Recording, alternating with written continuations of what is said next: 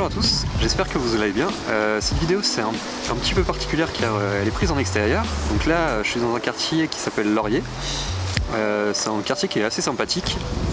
Il y a des petits parcs assez sympas et des belles églises. Actuellement il doit faire entre moins 20 et moins 25 degrés. Il est à peu près 3h de l'après-midi, donc le soleil commence à se coucher. Donc il va faire encore un petit peu plus frais, donc je vais essayer de me faire la vidéo assez rapidement. Donc dans cette vidéo je vais vous parler un peu de mon point de vue sur le PVT. Si vous voulez faire la demande d'un PVT, donc permis de travail vacances, mon point de vue par rapport à ça c'est si vous voulez vraiment venir au Canada faire votre expatriation avec ce permis là, c'est vraiment de suivre au pied de la lettre le nom du permis, donc permis vraiment de travail vacances et pas permis que de travail.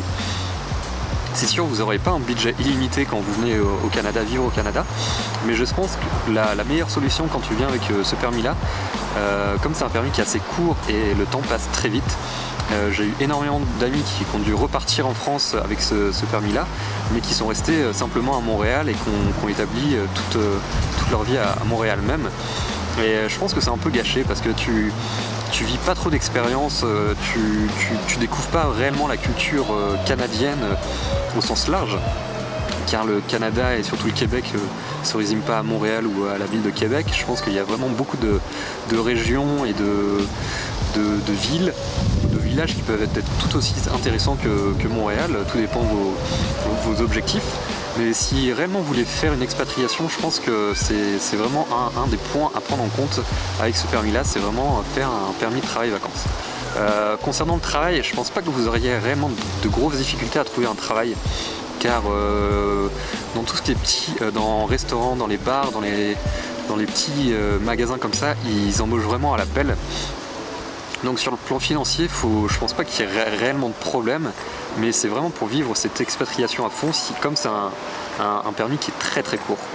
Après, si vraiment vous avez pour objectif de vous établir au Canada plus à long terme, c'est vraiment peut-être plus se pencher sur des permis qui sont plus longs, comme les permis de travail ouvert ou permis de travail fermé, permis d'études, ou par la suite vous pourrez vraiment faire peut-être une demande de résidence. Donc c'est des permis qui sont vraiment un peu plus stables sur le plan emploi et plus à long terme.